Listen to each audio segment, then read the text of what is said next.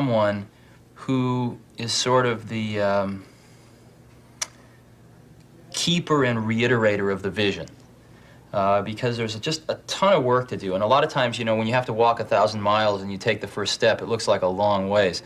And it really helps if there's someone there saying, well, we're one step closer. You know, the goal definitely exists. It's not just a mirage out there. So in 1,001 little and sometimes larger ways, the vision needs to be reiterated. I do that a lot. There was the price one, the schedule one, and technology. Yeah. Jobs continually interrupts to focus the lens of his vision on priorities. By the end of the first day, the team has established the critical importance of keeping the price of the computer within the reach of students and professors and bringing the product to market by spring 1987. A survey of college campuses has indicated that the new computer should sell for no more than $3,000 to be considered affordable.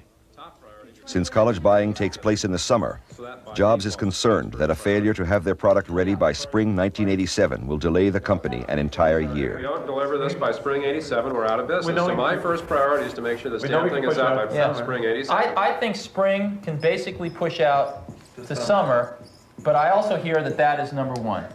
Right.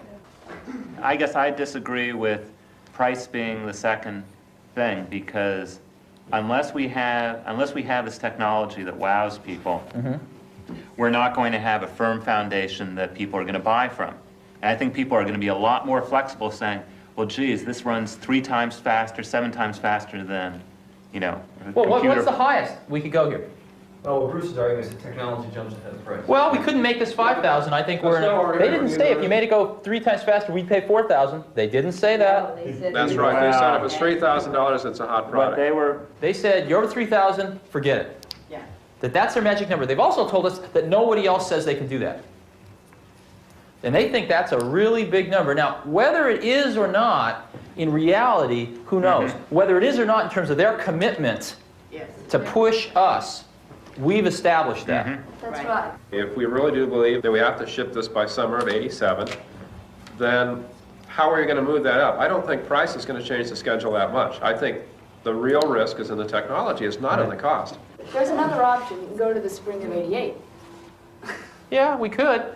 But the problem is if we do that, then the... Well, wait, I think... No, that's not the worst thing. The worst thing is the world isn't standing still. So by the spring of '88, well, we want color. The technology window sort of passes us by, and all the work we've done, we throw down the toilet, we start over, and you know, since we've proved we can't do something great in 18 months, why should we believe we could do it, you know, a year later?